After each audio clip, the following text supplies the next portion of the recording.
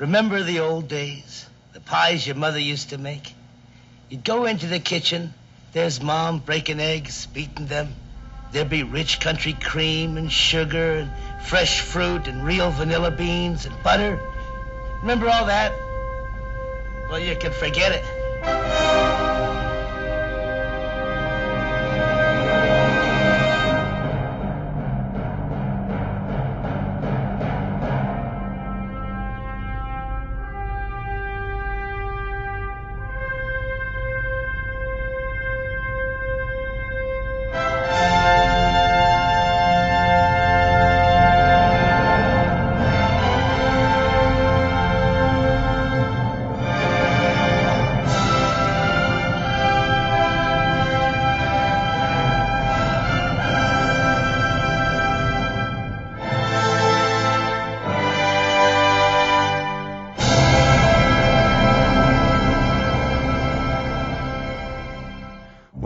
Through the supermarket, we're bombarded with choices.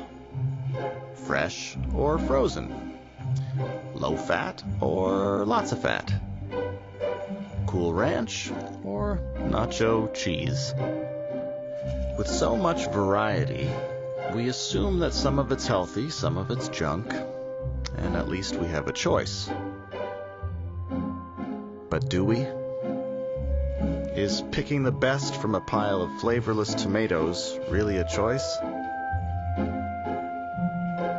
Or were key choices about what we eat made for us long before we walked into the store?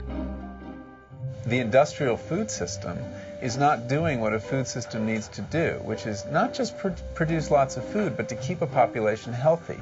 The industrial food system is making us very sick in many, many different ways. There is the obesity epidemic. There is diabetes. 4 out of 10 leading killers in this country are food-related chronic diseases. I'm really worried about what's going to happen in this country if we don't sort of wake up and understand the consequences of every decision that we make about everything that we eat every day. There's a big problem with food in our country today.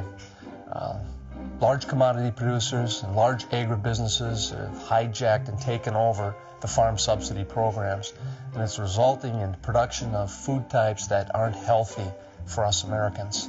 Our government food policy promotes eating junk food. It really does. The rewards go to the people who make junk foods. So in a sense, our current food system promotes obesity. One of the most remarkable things, I think, about this rise of industrial food in the second half of the 20th century is that it's been underwritten by taxpayer dollars. If you listen to debates, there's never anything about the food system. It takes people like us, the sustainable food people, to bring up that stuff. And when we go and we get involved in the policy piece of the Farm Bill, it's like we're going up against Goliath, and we really lose almost every time. American food policy, starting really in the teens and into 20s, was to supply people with the most amount of food at the lowest price. And that's not something to be sneered at. These days, when everybody has plenty, it's hard to remember when the South was the pellagra belt and when people really did not have enough food to eat. It's hard to believe it now, but there was a time when many Americans were starving. In the Great Depression, farmers were producing plenty of food, but no one could afford to buy it. So farmers started going out of business. Under the Farm Bill, Uncle Sam paid farmers not to grow so many crops. By keeping supply down, the bill kept prices steady for the farmers. But after World War II, things began to change.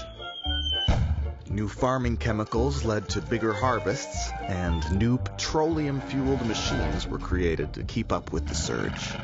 Starvation was history, but the explosion of food into the marketplace overwhelmed the government's ability to manage supply and demand. In the 1970s, Secretary of Agriculture Earl Butz had a different idea. In a complete 180, the government abandoned small farmers in favor of large mega farms that could churn out as much food as possible. All we had to do was find someone to eat this avalanche of cheap, low-quality food. In just 2 generations, a nation racked by hunger ate its way into obesity, diabetes, and all sorts of other problems. And now the health of Americans is just, well, depressing. It's quite an accomplishment that we've managed to make ourselves so fat so fast in this country. There are a lot of reasons for it, but one central reason is we got really good at producing huge quantities of cheap food. We thought we had to industrialize everything, including how to grow vegetables, farm tomatoes, or grow and raise cattle. And all of a sudden, we found out there's no taste. You taste it, everything tastes like nothing. We're designed to eat healthy, good, flavorful, delicious food. That's why we have taste buds. If we didn't, if we were just supposed to eat paste, we wouldn't have taste buds, right? Studies are also showing that the intensity of aromas and flavors from properly grown vegetables are stronger, and it goes hand in hand with nutrition. There's more micronutrients, there's more macronutrients like vitamin A, there's more antioxidants. There's no question anymore that the nutritional quality of our food supply is declining with time. The food system has serious problems. It's not doing what we need it to do, and more people are recognizing that. To develop other ways of feeding ourselves, other whole systems for feeding ourselves, is very wise and the precautionary thing to do, given how the industrial food system is struggling right now. So, food in America is a sad story of unintended consequences. Government got us out of the frying pan and into the deep fryer. Now our grocery stores are packed with a bunch of junk. Luckily for us, there were a few passionate people who remembered what good, healthy food was supposed to taste like. But the battle lines for this food fight were drawn in an earlier conflict. Actually, it was kind of a big one. With the outbreak of World War II, food wasn't just food. It was national defense. Among those called to the armed forces, we discovered an appalling number of young men who were undernourished or improperly fed, and not up to the standard of physical fitness essential to a hard-fighting army. 400,000 were rejected, many because of physical unfitness due to malnutrition. War and agriculture have all sorts of connections. They have since World War II. As the saying goes, an army marches on its stomach. So, the army spent tons of money figuring out how to get food to soldiers fighting overseas. They came up with some nifty ideas. Dehydration, flash freezing, and lightweight packaging.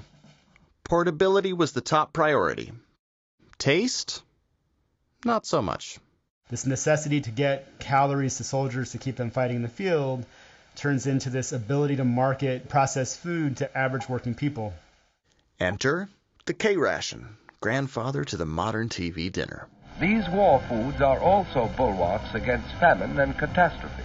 To produce them, we have a new industry. This company intends to make K a packaged meal business when peace comes.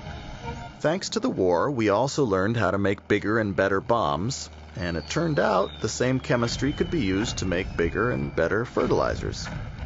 You see, plants need nitrogen to grow, and we'd never found a good way to get it to them. But with the new artificial fertilizers, we could give plants all the nitrogen they could want. And big agriculture exploded.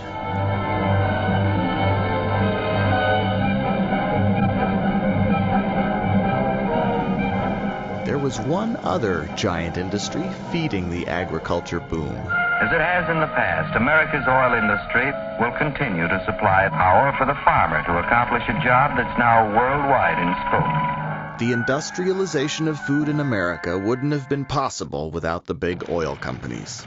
And the petroleum industry quickly became one of the current system's biggest beneficiaries. The way we farm now, petroleum is in just about everything. And we're not just talking about fuel for the tractors. More and better insecticides, weed killers, fertilizers, better lubricants to protect machinery against the wear and tear of friction, and continually better fuels. New, bigger equipment guzzled even more gas, and soon farm productivity reached an all-time high. Our farmers are producing about 6,000 calories per person per day. You should only be eating about 2,000 calories per person per day. So you have a situation of oversupply of food coming off of the farm. When you've got huge quantities of cheap food, the food industry will figure out how to make people eat them. Children often need between-meal snacks for an adequate diet. Snacks like Hostess Twinkies. They help your child go and grow. Processed foods came in for a couple of reasons. One was there were all these commodities and you had to do something with them, and this was a way to take cheap commodities and turn them into cheap foods. The other was changes in social patterns so that women went into the workforce, and there was a tremendous demand for convenience. And so food companies said, you want convenience? We can do that. And off they went. Frozen food magic. Mrs. Henry, the magician. And here's your prepared dinner. In the 50s, Americans got a taste of the future. Suddenly, the kitchen was packed with newfangled gizmos that promised to make cooking as easy as pushing a button. Somewhere between science and marketing, everything seemed possible. It was a prepackaged, atomic-powered space age, and we loved it. This industry rose up that was very, very good at creating what would become convenience food, and it was presented to the housewife as it was like having a maid. Here is maid service. Maid service on a grand scale for America's millions of salad bowls. Meet some of the cooks you hire when you buy convenience foods. These women are checking fresh potatoes before making them into instant mashed. The cooking was, of course, being done off, like in factories away from you, but you could go and get some ready whipped cream. So instead of having your maid do it, it was done in a factory. Announcing a definite improvement on whipped cream. Cool Whip non-dairy topping.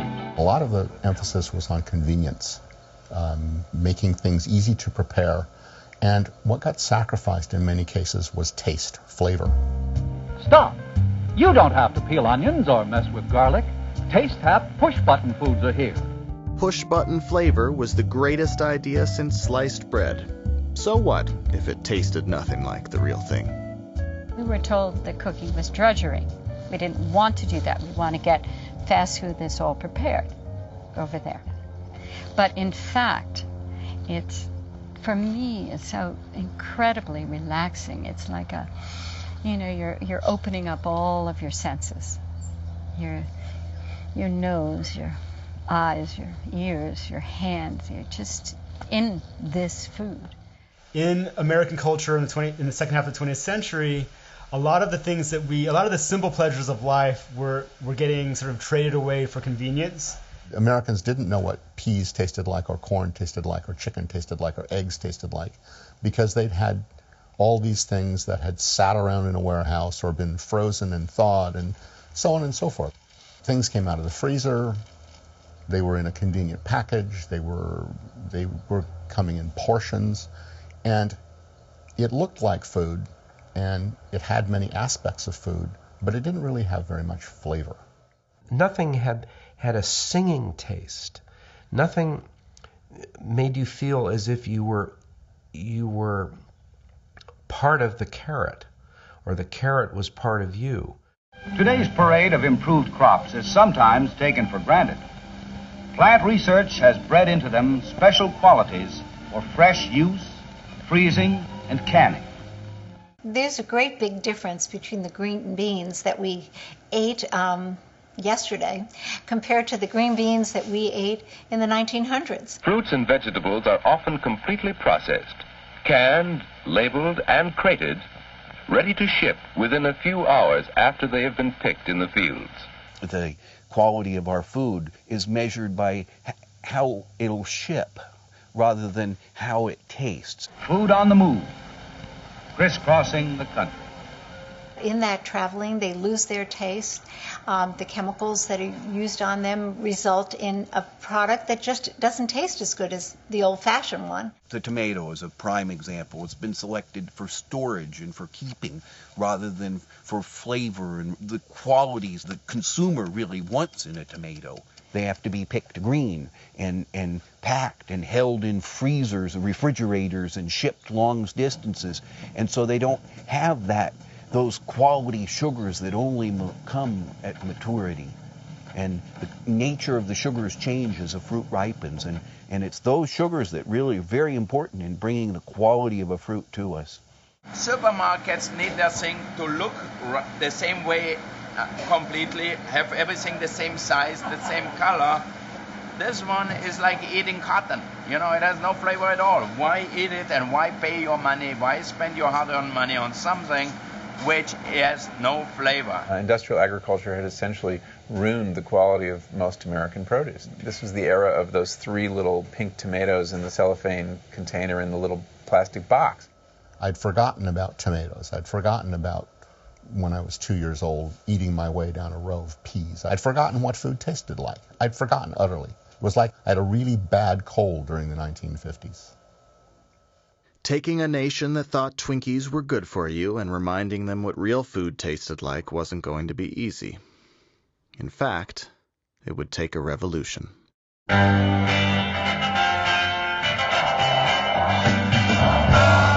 conformist 50s were overrun by the rebellious 60s, and a new counterculture was born. The epicenter of this cultural earthquake was Berkeley, California, where people were pissed off, loud, and hungry for change. I arrived in Berkeley sort of front and center on the free speech movement that was going on right at the time of the Vietnam War, and there were a lot of protests and kind of a feeling that we had to create our own culture, if you will, sort of our counterculture. A very important part of the 60s counterculture was this idea that the personal is political, and that you could not separate your politics from the conduct of your life, and that how you lived and how you ate all of this was a political statement. The food movement did have its beginnings in the political movement. We wanted to change all the ways that we were doing things. People were starting farms, growing their own food. There was this understanding that industrial agriculture was part of the military-industrial complex.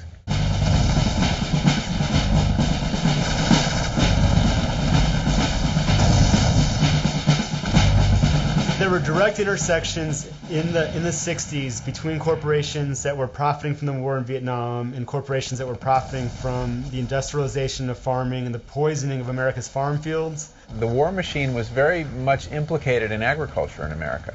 Monsanto, the maker of Agent Orange, was the maker of the worst pesticides.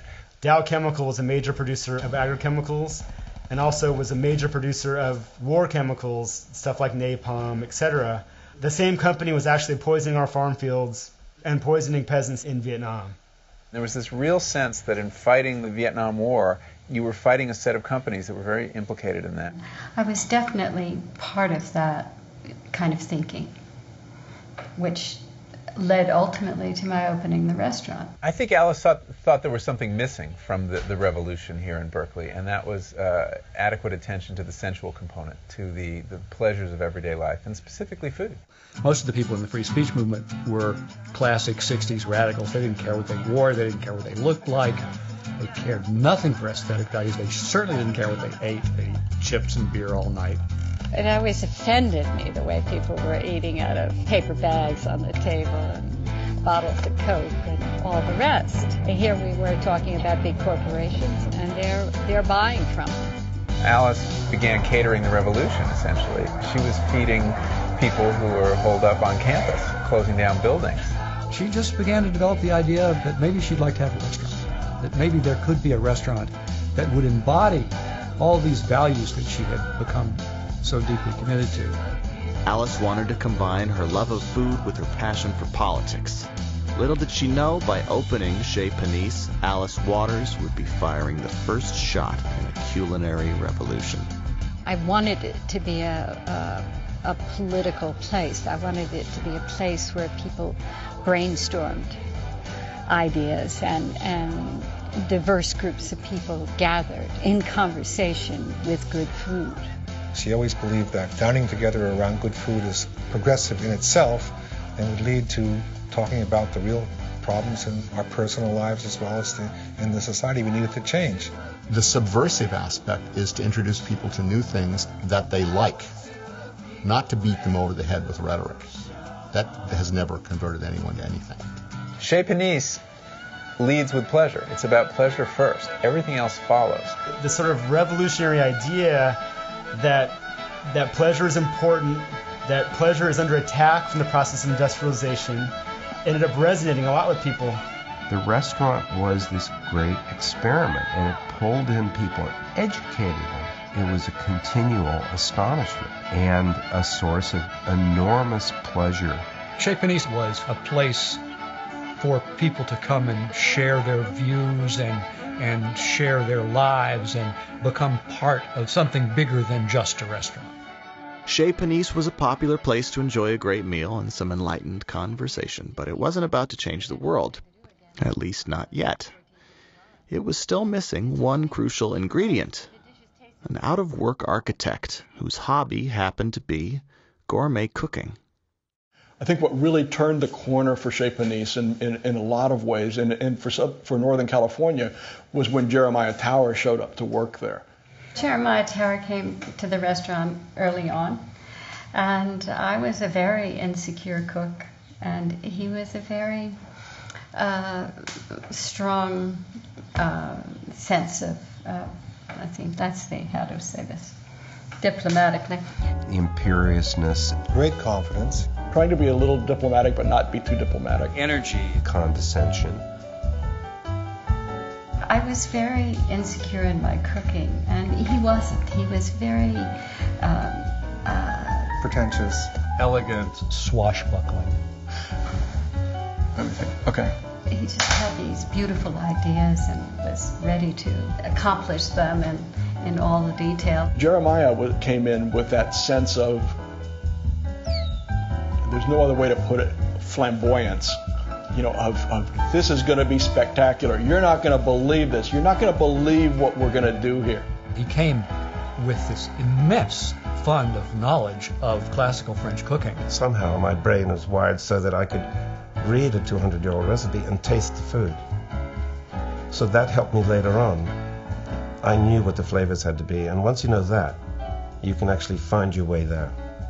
Alice was kind of, hippie, wearing Mary Jane shoes and funky old dresses from the 20s, but she fell in love with this big, blonde, glamorous, totally self-confident character.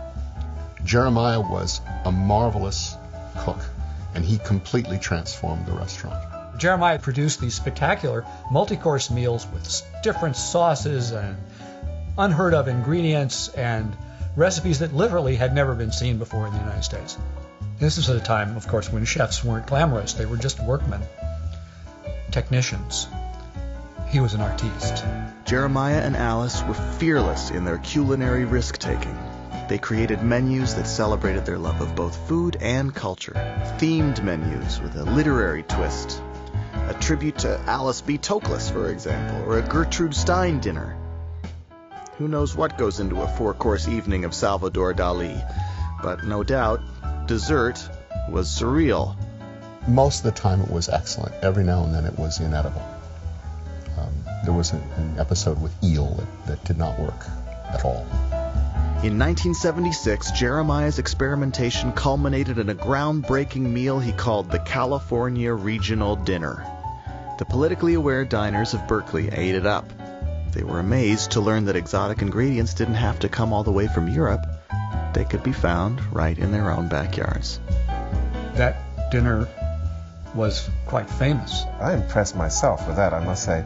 We gathered all of the ingredients from Northern California, nearby, and sort of named them. Tamales Bay oysters and Garrapata trout from Big Sur. Everything was local. And it was remarkably prescient. That became really important to the whole philosophy of the restaurant, that we identified where those foodstuffs came from. This meal, paired with the revolutionary spirit of Chez Panisse, launched local food onto the national stage. It was the dawn of a new era, and it was delicious. After the regional dinner, everyone went, wow, we are in a wonderful region called California. Why don't we just relax and be Californians and cook, be Americans? Maybe American food can be great again. Jeremiah Tower's breakthrough had been a victory for delicious local food everywhere. Meanwhile, across the country in Washington, D.C., plans were being cooked up to industrialize food on a massive scale.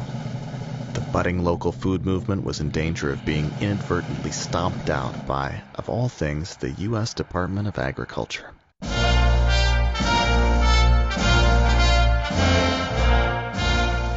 I announced the nomination of the new Secretary of Agriculture on Armistice Day.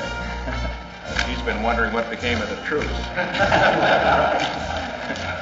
I, Earl Lauer Butts. I, Earl Lauer Butts, do solemnly swear. Do solemnly swear. Before Earl Butts, the goal of federal food policy was careful management of supply and demand. This was about to change. We're going to make this industry pay. And the way you make it economically attractive is to regain respectability for a very simple 6-letter word. It's spelled P-R-O-F-I-T. Earl Butts was a very mercurial character. He was a very flamboyant character. He shot straight from the hip. I've got a name that lends itself to puns, and I'm the first one to pun on it. Some of my friends at Purdue University sent me that sign the other day. He was a professor at Purdue and executive with Ralston Purina, and when he became secretary of the Department of Agriculture, he very much bought into this idea of farming as a way to create cheap food. For 40 years, my philosophy has been on the side of the private sector. He started the process of peeling back and dismantling these New Deal mechanisms and basically telling farmers to plant fence row to fence row, don't leave any land fallow, grow as much food as you possibly can, and if you're not big, get big or get out. Earl Butts set out to apply his big business mindset to agriculture. His pitch to farmers was this: grow as much food as you can, we'll do our best to help you sell it.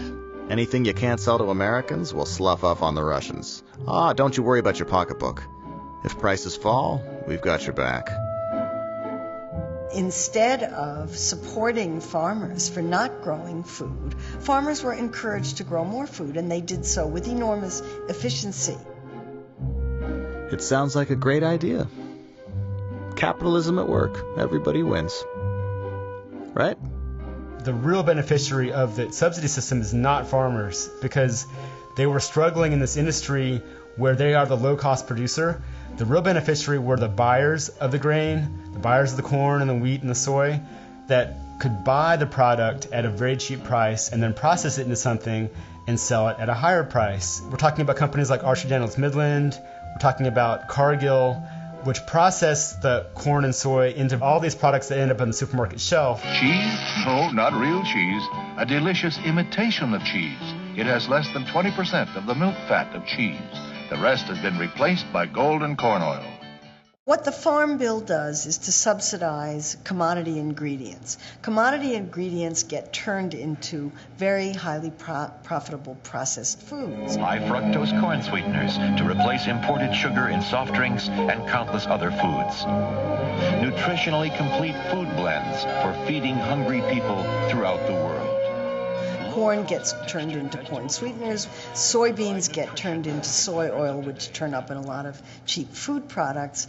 And these food products are cheaper on a per calorie basis than are fruits and vegetables, which are considered by the Department of Agriculture to be specialty crops and not worthy of the kind of attention that corn, soybeans, cotton, and wheat get.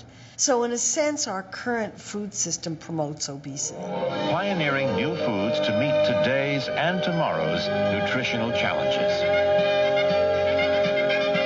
That is how ADM uses America's abundance to meet the world's needs. The whole process ends up being shot through with cheap corn. It's the oil that they fried the McNugget in, it's the feed that fed the chicken, it's the breading on the McNugget. And so basically nutrition ends up narrowing down to this seemingly endless variety of products that are really basically iterations of cheap corn and soy. Government subsidies go to pay for exactly the ingredients that end up in the profitable junk foods that end up adding calories to people's diets that they don't really need, when what you really want people to be eating is fruits, vegetables, whole grains, meat and dairy products, and all those foods that are on the periphery of the supermarket. Next time you hit the supermarket, you can check it out for yourself. Around the periphery is the good stuff: produce, meats, dairy, but to get to any of it, we have to walk through rows and rows of processed junk. That isn't a coincidence. There's a definite link between the policies that Earl Butz promoted, which meant greater farm consolidation, the integration of agriculture, and the type of food production system that we have today. It's led to a farm subsidy program going to the largest commodity producers at the expense of everyone else, and a food system that isn't healthy for us Americans. And this entire system is based on producing a whole ton of food that's making us sick. If you look at the cost of food as a percentage of income over time in the United States, in the past 30 years, you get a steadily downward graph. And that is sort of the triumph of industrial food, and that's the triumph of Earl Butz. He can point to that chart and say, look, what I did worked. But if you take the same chart and you look at the per capita expenditures on healthcare over time, over the same period, it's going in the opposite direction. And so what we're doing as a society is we're spending money that we used to spend on good, quality, healthy food, and we're spending it on healthcare, on treating the consequences of this cheap food system that we've created. So Earl Butz's triumph ends up being extremely expensive, costly, damaging, hurtful of human beings.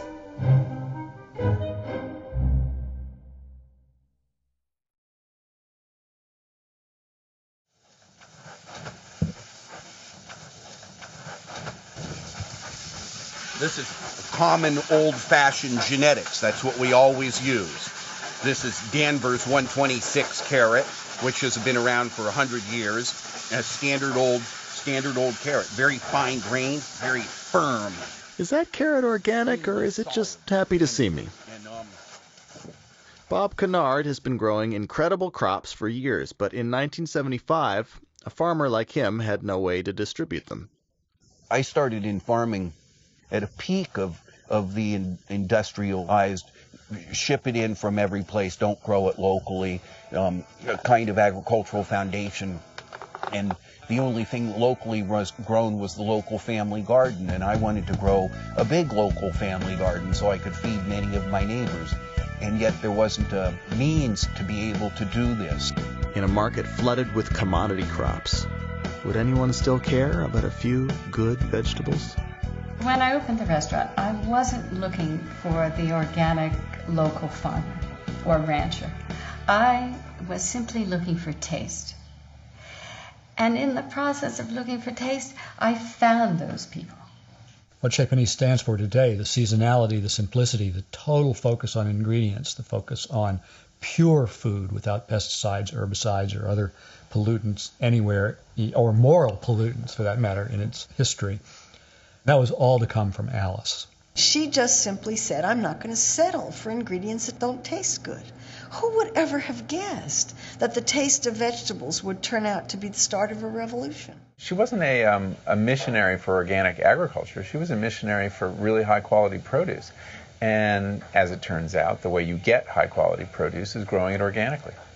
What gives taste is the soil. This is the part that everyone's been forgetting about. Oh, it's a wonderful smell. As a matter of fact, would you like to smell something?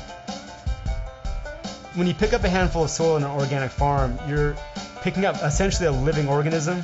There's all sorts of microorganisms and bacteria that not only fix nitrogen into the soil, but efficiently transmit that nitrogen into plants and other micronutrients that get leached out in industrial agriculture. Biology and minerals in a symbiosis create taste, because they're really what are making the flavors. They're making the acids, they're making esters, they're making all this stuff. We have no idea how to do that as precisely as this earth can do it without a thought.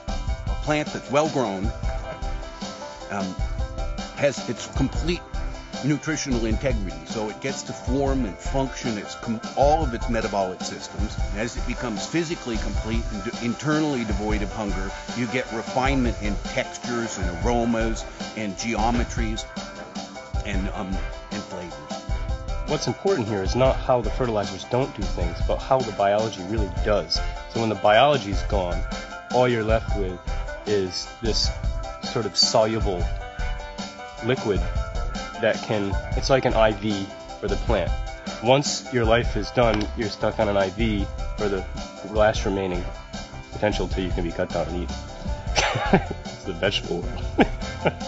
It's not a little quick-grown, pale yellow, a uniform selected thing. It's, I don't know what kind of resolution you can get on that if you can see right through that guy, but you'll see the solidness. If you look at it in a 10-power magnification even, you'd see the solidness and the fine grainedness of it, and each cell is filled with its protoplasm. That's the goal. To build Chez Panisse, Alice had to build a whole food chain, and I don't think she meant to do that. I don't think that was her idea. She wanted to serve really good food, but she couldn't find that produce. 85% of cooking is finding the ingredients. In the early days of Chez Panisse, they would canvass the Berkeley neighborhoods looking for fruit, looking for lettuces, doing all of these different kinds of things. The chefs at Chez Panisse suddenly had lightning in a bottle. By serving up food that came straight from the local farmer, they gave their customers what they wanted to eat instead of what the government wanted to sell. This is kind of the philosophy of the restaurant, to buy food that's in season. 2 carrots, 3 fennels, 3 leeks, 3 chervil. Serve it simply. 6 endive, 3 escarole, 2 radicchio. And also to buy food that's locally available. Savory, sorrel, thyme, and I'll add manzanita wood to that. Inspired to obtain only the freshest ingredients, Chez Panisse rejected the entire concept of industrialized food. It might have started with the search for some fresh radicchio, but soon everything the restaurant served was local. They hadn't just improved the menu, they'd set a whole new food economy in motion. We built a network of suppliers that were directly connected to the restaurant. So we gave them the money, and they brought us the produce and the meat. And this created an economy that was outside of the middleman and the normal distribution system. Farmers markets came into the mix in the late 70s. The enabling legislation in California was in 1977. All of a sudden, a farmer who grew something that was different or grew something that had great flavor could get paid more money for it. Instead of having to have a 400-acre farm to be able to make a middle-class income, if you could grow the right things on 30 acres, you could make almost as much money. And I think that there was a real symbiotic relationship there between the chefs who were looking for the most perfect, most pristine, most flavorful ingredients, and these small growers who were saying, you know, I never wanted to be selling to Safeway in the first place, so now here's someplace where I can actually sell things, I can make enough money to keep my farm going and do things I feel good about. The farmers market was a wonderful venue, and all us little farmers got to sell stuff direct to the customer, and coming to those farmers markets came restaurateurs that, they have diversity, we have choice, we have something different than the restaurant down the street has. They became inspired, and they inspired us, the restaurants back and forth. The fact that chefs come to the farmers markets and they kind of create a scene around a farmers market, and then they market that product on their menus where they'll identify a farmer, that makes a huge difference. By highlighting their ingredients and naming where they came from on their menus, high-profile chefs refocused the spotlight on local farmers. And the public followed in droves. Why not shop where the chefs shop? With the movement in full force, Americans realized when it came to buying food, we finally had a choice. During that 5-year period of time, Farmers markets proliferated all around the Bay Area and down into Santa Cruz, where most of these counterculture people arose that wanted to grow and provide foods for the local marketplace. This was a movement that was already gathering steam. And the more farmers markets there were, the better the farmers did, the more people went into small-scale organic farming, and so the choices multiplied and the integrity of the operations increased as well. Now there were farmers springing up all over the place and raising food that was just better and better and better. Farmers markets allow farmers to recapture more of the food dollar. It basically gets them out of the commodity market, of selling an undifferentiated commodity that's going into a huge pile with everybody else's potatoes or everybody else's milk. And suddenly they're connecting directly with the end user, which is to say the eater, and not the whole commodity system. And that's an enormous boon to them, not to mention to us eaters. For more than 25 years now, American chefs have been seeking out the best ingredients and finding them locally. But you don't have to run a world-class restaurant to get your hands on the good stuff. We are at the Wednesday Santa Monica Farmers Market here in beautiful Santa Monica, where we come here every week to shop for both restaurants. This is the big market. That's why we all do what we do. Yeah, look for what's growing now, what's beautiful, a special surprise, and then also to talk to the farmers and find out what's coming up next, and just to kind of get invigorated and excited about what we do. If the market went away and someone told me, like, okay, well, you just call this number and order whatever you want, I literally don't know what I would do. I mean, I would maybe have to go do something else. There's a lot of good reasons to buy locally and to work within the local framework. Environmentally, it's a better thing. The food tastes better. It's better for us. It's not pumped full of chemicals. It's not picked early and gassed to become ripe when they want it to become ripe. It's not been sitting on a supermarket shelf. For me, at the restaurant, I think the choices that we make every day are choices for the small, independent guy, the local farmer over the big grower, the agribusiness. Political activism never tasted so good.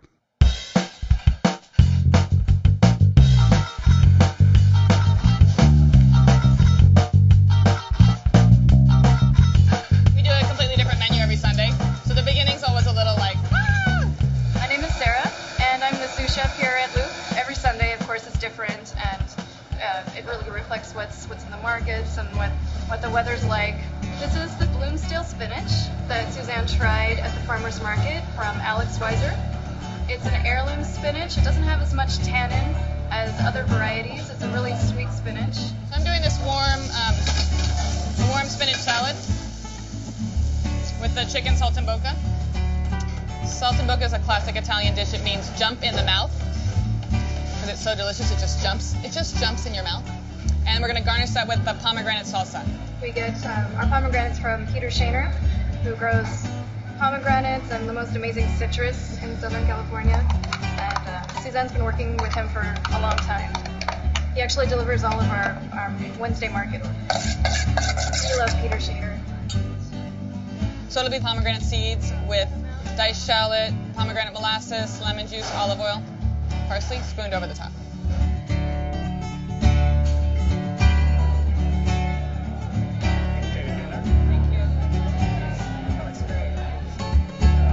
Working at Luke really is a dream come true. Working with Suzanne is amazing, and it's, we get to work with the farmers and we get to go and see them at the market. That's why I work here. I'm Stephanie, and I'm the pastry assistant here at Luke. Right now, persimmons are really great. These are the Fuyu persimmons. They're a little bit harder. These we're just going to slice up to put ice cream on. And then we have some of the haicea, which we use to make a compote. This is like one of my favorite times of the year is when the persimmons come back.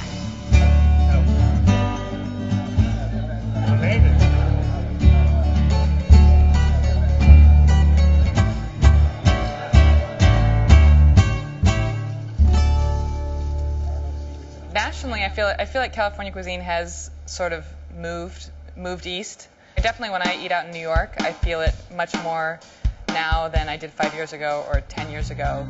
It's a regional, market-driven, seasonal approach to cooking, and I think people there are much more interested in farmers markets and finding heirloom products, local products. The heart of it has moved has spread and become its own thing. I always try and shop at a farmer's market because I like to cook. I like the fact that the food changes throughout the year.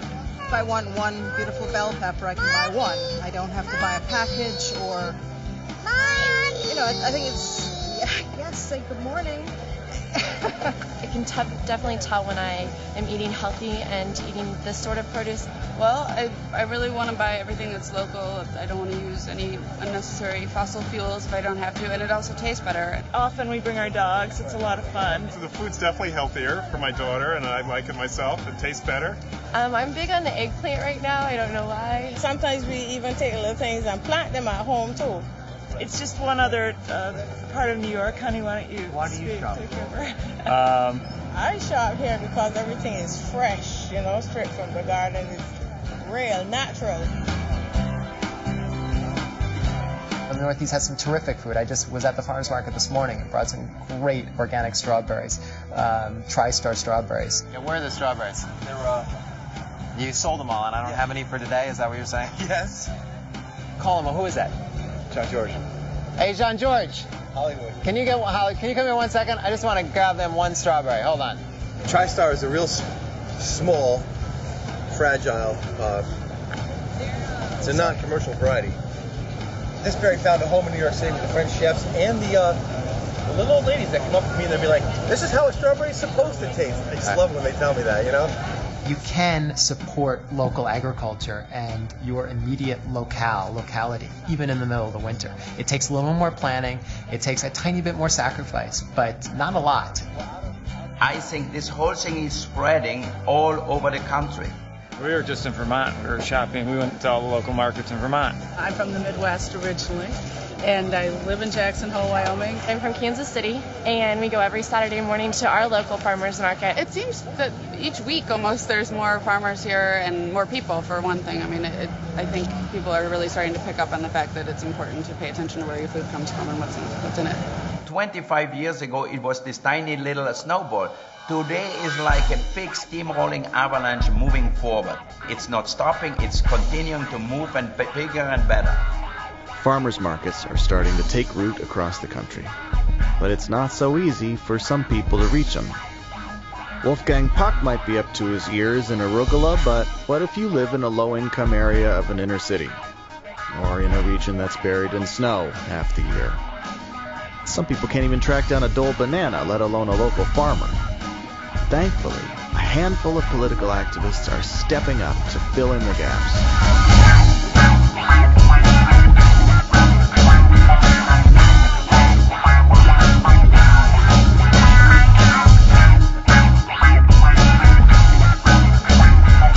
My name is Will Allen. I'm a farmer. I'm also the director of Growing Power here in Milwaukee, which is a not-for-profit organization that does work worldwide around the agricultural system. What's my favorite food? I don't want to say goat. Growing Power exists to try to make sure that healthy, safe, affordable food is available for all people regardless of their economic status. Food means a lot of things to me. Of course, looking at my size, you can tell that I've always ate very well. Growing up on a farm, food has meant to me being able to eat in a sustainable way. Of course, back then we weren't talking about sustainability or organic or whatever, but we always grew food without chemicals, using natural means. The reason that big ag doesn't grow delicious food, that's not really their aim. Their aim is to make dollars. To grow delicious food, you got to grow soil. This comes from compost.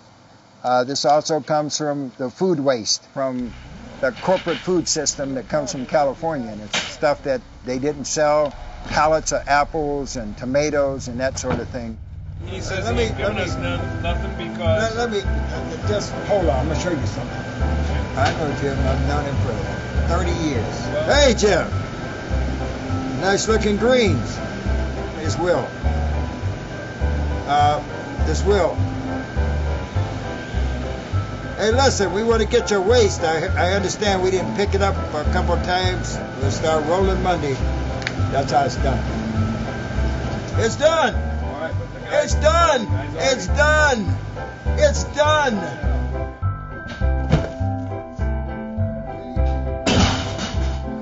In the wintertime, you can grow a variety of different cool weather crop things like beet greens, corn mash, mizuna, and we grow things specifically for chefs. If a chef calls me and says, "Can you grow this particular green?" I'll grow it for him.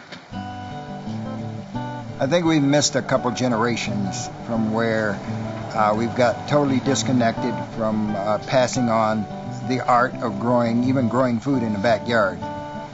One of the things that I decided to do was to open up the facility to the community.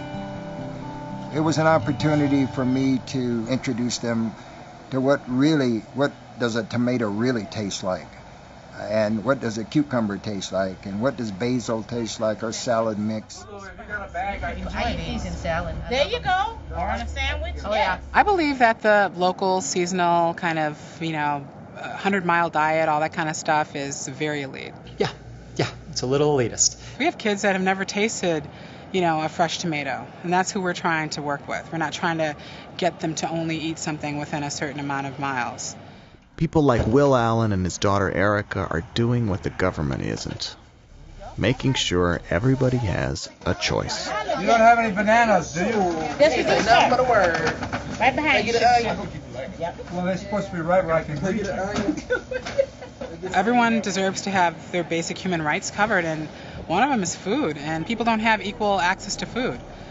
Community food security is currently a missing civil right. If you go to certain areas of, say, Chicago or even Milwaukee, you won't find grocery stores. So people have to eat at corner stores. They can't eat food like we have here. If people don't have good, nourishing food, they can't be productive, they can't be healthy. I mean, those things are all mitigating factors in ability for a community to thrive, and we don't have that.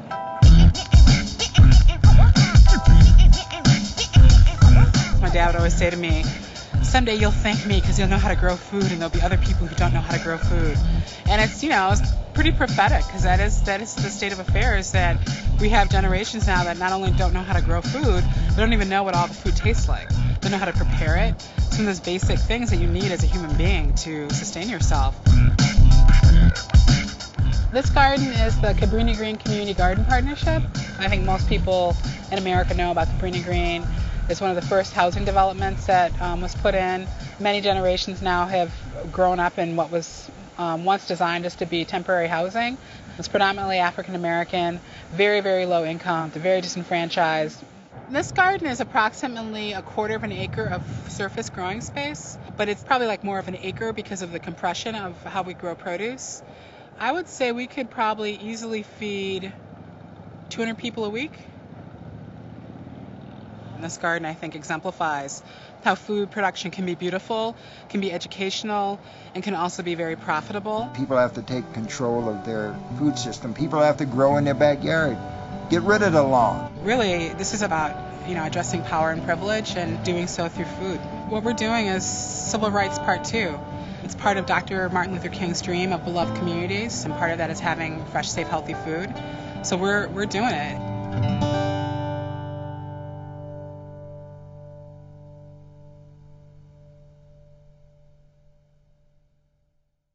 Good food should be a right and not a privilege. And I think people see it as something only for the people who can afford it. But really what we need to do is bring this good food into the public school system and make it available for every child who lives in this country. Right now, we're feeding them food that isn't good for them.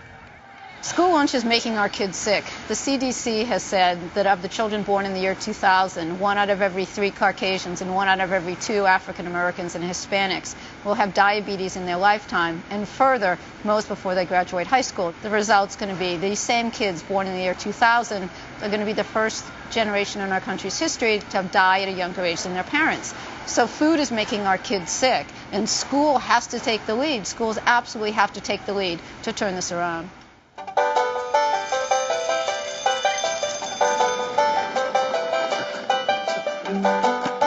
I I started the Edible Schoolyard because I was worried about the future of our kids. The goal of the Edible Schoolyard program is to get students to learn about where their food comes from and learn about sharing food as a community. Let's pick out one more. At the beginning of the year, it's always important to bring the sixth graders into the garden through food and through taste and through seducing them into the project. And one of the ways that we've done that is over the years we've developed a sort of tradition of every sixth grader harvesting, grilling and eating a fresh ear of corn out of the garden. So that's what they're doing today. Nice, perfect. All right. The last couple of years we've added a sort of taste comparison with corn that we've grown in the garden and corn that we've purchased at Monterey Market down the street. You're going to each taste half of the ear of corn from the garden and then half is from the market. And we're going to do a little bit of comparing of the two. The one from the garden. It's sweet. And this one tastes better. This is the one that we grew. Yeah, the one from the market, it's like tasteless. This is nasty. It's unanimous that the garden corn is better. Good. Delicious, all right. The Edible Schoolyard is important because we're teaching kids to think critically about the food choices that they're making. That when you decide what kind of food you're going to buy, you're affecting your health, but you're also affecting the environment and the community that you live in. That these choices are more than just outside, what you're doing for yourself. Sort of like toothpaste a little bit. Fine. Like how toothpaste. Here in Berkeley, we are trying to totally change the paradigm. So we have the delicious, nutritious food in the cafeterias. We are coordinating that with our hands-on experiential learning and cooking and gardening classes, and as well academic curriculum. So we're really trying to change children's relationship to food to save our kids and probably the planet as well. We need to bring this delicious food into the public school system and feed it to every single child every single day, from kindergarten all the way through high school. The goal is to make edible schoolyards around the country in programs, school programs nationwide. What we need is to get politicians to say, these are important, we need to fund this, we need to give money towards educating kids about where our food comes from. Cheers, everybody. Cheers. A lot of people have gotten together to figure out how to create a program that can really feed our children. But this isn't a program that can be funded in this way, because we're talking about rebuilding kitchens, we're talking about hiring of teachers, we're talking about paying farmers the real price of food. And we either pay up front for this or we pay out back. This needs to be funded by the federal government, by the state government. Nobody is standing up for our children, and that's what we as citizens in our country of a democracy have to do.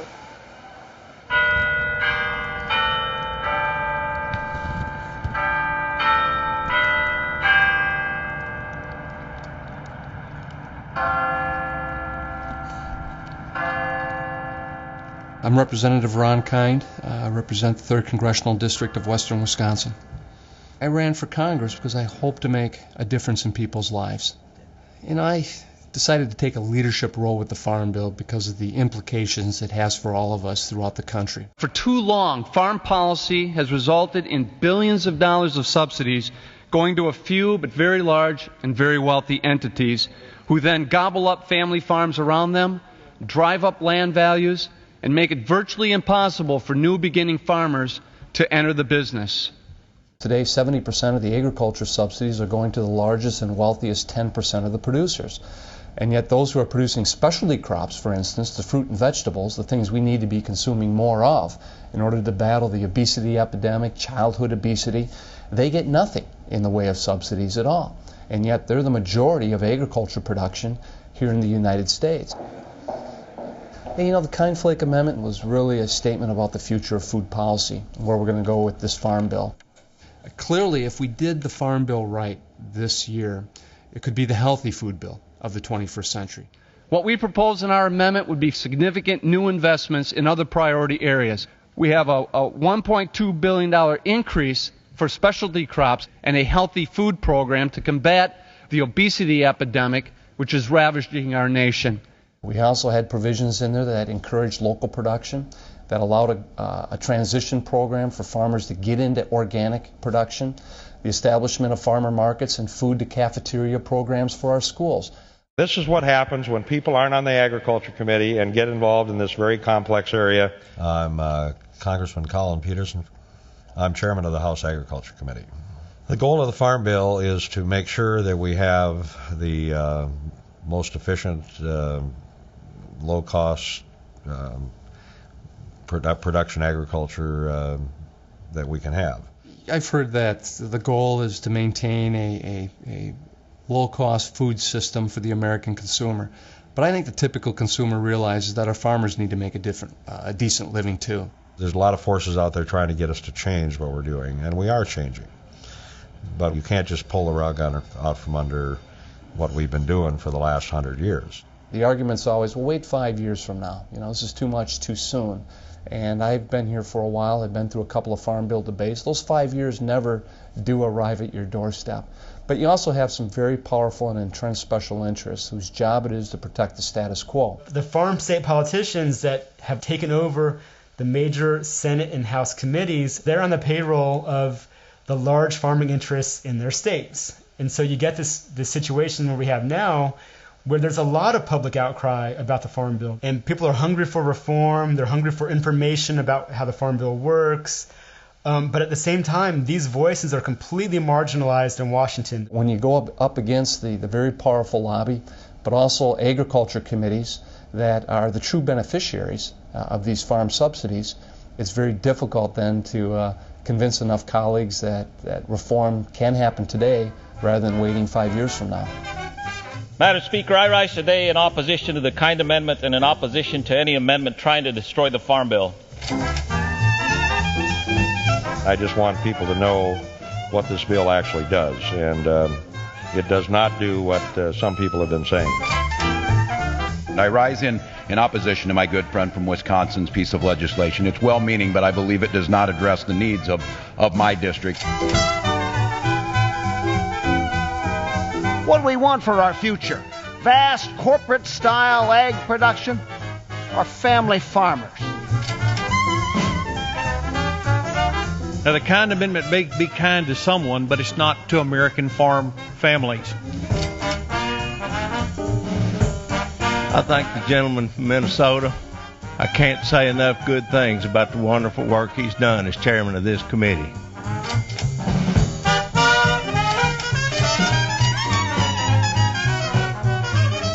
Madam Chair, the fundamental fact is that when you've got 2/3 of the subsidy program in this Farm Bill going to just 30 congressional districts who are well represented on the committee, I think it's unrealistic to expect that that committee is going to produce a policy statement that embraces reform and new ideas.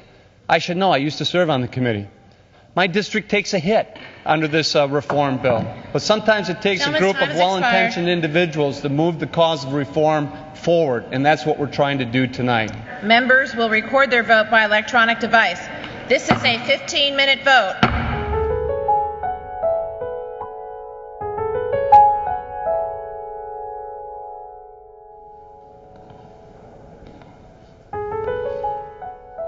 I took up the cause and the fight for this Farm Bill because I think it's important. This is about support for family farms and giving them a fair shake.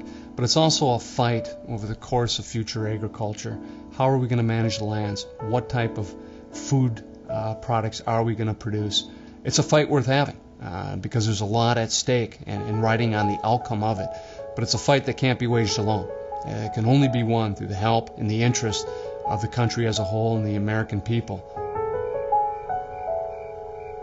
A lot of checks and balances built into the system, but it doesn't mean you can't come to work prepared every day and you can't fight hard for the principles and the values that you believe in. I think the future of reform in the Farm Bill has never been stronger, and as more people get more informed, I think this is going to become a more powerful political message to convince my colleagues in Congress that this is the right thing to do.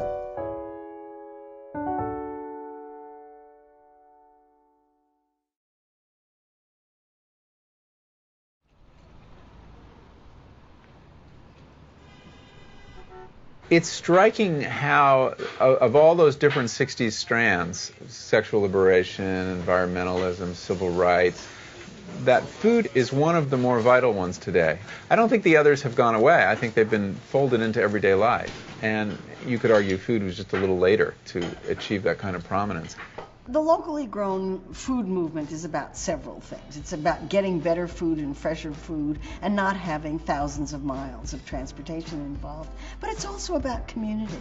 It's also about the kind of community that you want to live in. I like the idea of knowing the people who are growing my food, and I love the idea that I can go and visit the farm and see it myself. I think it's beyond just telling people to eat organic. Now it's about who's growing your food, are they part of your community, are they invested in the health of the community, and how can we get communities to own their food system? It's a way to help transform society. Social activism does not need to be going out in the middle of the street and banging on a drum. Social activism can be making a good meal.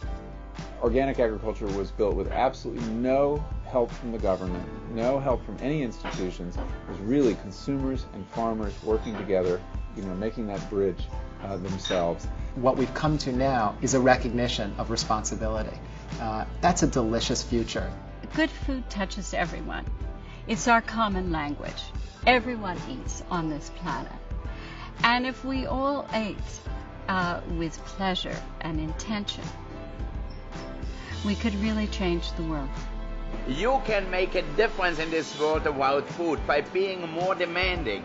You go to your local supermarket, you go to your local restaurant, and don't be worried. Demand the best. Contact your representatives' offices in both the House and the Senate.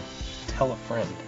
Build your backyard into a seasonal garden. And keep away from big businesses and out of chain grocery stores. You can support your local farmers and by coming here regularly. It's the easiest thing and it will be the best thing for you. That's it. That's all you really need to do. We have power here, and we don't have to go anywhere. We just have to vote with our forks. We get 3 votes a day. They don't all have to be perfect, but if one of them a day is done in consciousness with an eye toward the land, the farmer, the animal, we will have done something important. We do have choices. Not just about what we're going to have for dinner tonight, but how our country feeds itself. Oh my God. So what are you waiting for? Help yourself.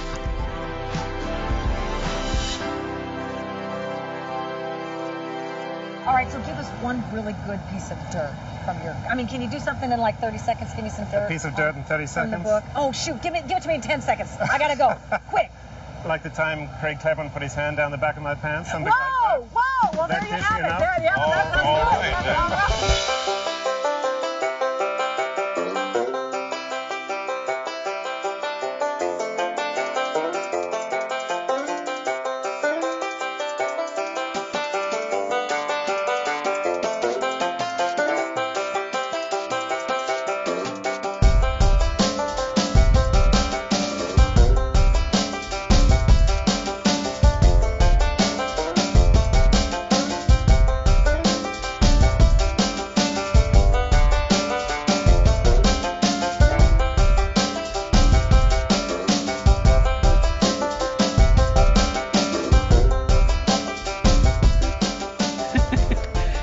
You want me to say that? Nah. I always end up saying controversial stuff. The best one I heard was someone call me the friendly Fuhrer. Well, that's the way it works. A chef is a little bit of a slave driver. We're cheaper than if you eat at the West Beach. Stop it. It's not funny anymore. Yeah, I feel that in my tenure there, I really started the tripe revolution, actually. If I were to do it again, I'd be Jacques Cousteau. We're live at the airport. He has nothing to say because we can't. But I also like beef too. I mean, look at the size of me. I eat well. Hamburger Helper was big when I was growing up, but my mother also cooked very well as well. And one of their writers, with a humorous tone, wrote that the farmer's market was the flea market where fruits and nuts sold vegetables. The first meal she ever made for my dad was a Spam roast. And so I think when he got after the Spam roast, he's like, here's a book for you. The great reason to live in Berkeley is because the quality of life is kind of controlled by people who have a great deal of liberal guilt. One of the carpenters was working and he said, "You're gonna open a bakery? Berkeley's got bakeries already. Why don't you open a hot dog stand? What we really need is a hot dog stand." And I remember thinking, oh my God, have we screwed up? I remember it worked in 2 shifts. We would have, not the sex, the drugs.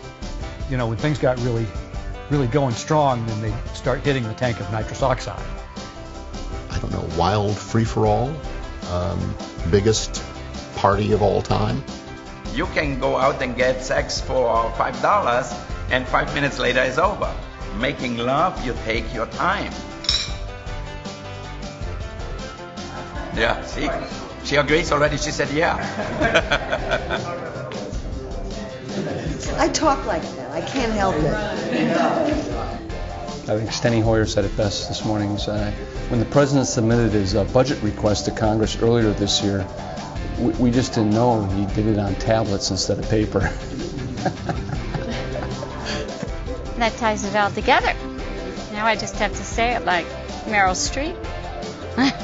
Eating a great peach is like a profound experience, a profound eating experience. Oh my God, the combination of like tart and sweet, and then all of those layers of flavor and the texture, the juice dripping down. Are you getting hungry now?